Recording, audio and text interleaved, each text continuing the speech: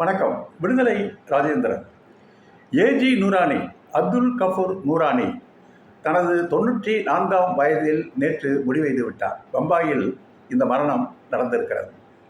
அறிவுலகத்திற்கு, மதச்சார்பற்ற சக்திகளுக்கு ஏஜி நூரானி மிகப்பெரிய கருத்தாயுதம்.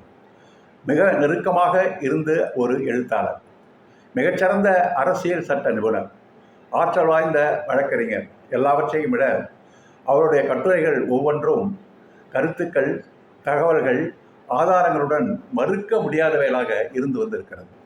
துணிச்சலுக்கு மிகவும் பெயர் பெற்றவர். இந்திரா காந்தி அவசர நிலை காலத்தில் அவரை ஹிட்லருடன் அவர் ஒப்பிட்டார். புதிய நாடாளுமன்றம் கட்டிடத்தில் திறப்பில் பிரதமர் மோடி நடத்திய கூத்தை துக்ளக் தர்பார் என்று அவர் எழுதினார். 1960களில் அவருடைய எழுத்து பணி தொடங்கியது. தொடர்ச்சியாக அவர் எழுதி கொண்டே இருந்தார். ஸ்டேட்ஸ்மேன், இந்தியன் எக்ஸ்பிரஸ் பத்திரிகையில் காலமினிஸ்டராக அவர் இருந்தார். டான் பத்திரிகையிலும் அவர் எழுதி கொண்டிருந்தார். எல்லாவற்றிற்கும் மேலாக ஃப்ரண்ட்லைன் பத்திரிகையில் தொடர்ச்சியாக பல ஆண்டு காலம் எழுதிய ஒரு காலமினிஸ்ட். அவருடைய கட்டுரை ஒவ்வொன்றும் அவ்வளவு ஆதாரங்களும் தரவுகளும் கொண்டதாக இருக்கும். அவருடைய இல்லம் முழுதும் பத்திரிகை குறிப்புகளும் நூலகங்களாகவே மிகுந்து இருக்கின்றன என்று எழுத்தாளர்கள் கூறுகிறார்கள். எளிமையான ஒரு வாழ்க்கையை அவர் வாழ்ந்து காட்டினார். RSS குறித்து எ மெனாஸ் டு இந்தியா என்று எழுதிய அவருடைய நூல் தகவல்களின் மிக பெரும் பொக்கிஷமாகும். அதை தமிழில் ஃப்ரண்ட்லைன் பத்திரிகையின் முன்னாள் ஆசிரியர் விஜயசங்கர் மொழிபெயர்த்து தமிழ் உலகத்திற்கு ஒரு ஆயுதமாக வழங்கி இருப்பதையும் நாம் இங்கே சுட்டிக்காட்ட வேண்டும். அதேபோல் பாபர் மசூதியை பற்றி மிகப்பெரிய வரலாற்று நூலை அவர் எழுதியிருந்தார்.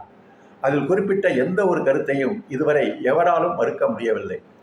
தன்னுடைய இறுதி காலத்தில் கூட பாபர் மசூதி இடிப்பு பற்றி உச்சநீதிமன்றம் வழங்கிய தீர்ப்பு குறித்து மிக பெரும் ஒரு ஆய்வு நூலை அவர் எழுதி கொண்டிருந்தார் என்று தகவல்கள் கூறுகின்றன. டெல்லியிலே தான் அவர் பெரும்பாலும் வாழ்ந்தார். ரிக்ஷாவிலேயே அவர் பயணம் செய்தார். எளிமையான மனிதராக வாழ்ந்து காட்டினார். ஆனால் அவர் விட்டு சென்ற அந்த எழுத்துகள், கருத்தாயுதங்கள் இன்றைக்கும் மதச்சார்பற்ற சக்திகளுக்கு, முற்போக்கு சக்திகளுக்கு மிகப்பெரிய சிந்தனை ஆயுதங்களாக விளைந்து கொண்டு இருக்கின்றன. ஃப்ரண்ட்லைன் பத்திரிகையில் அவர் எழுதிய கட்டுரை தொகுப்புகள் அத்தனையும் நூலாக வர வேண்டும். அந்த நூல் தமிழிலும் வெளிவர வேண்டும் என்பது நமது அன்பான வேண்டுகோளாகும்.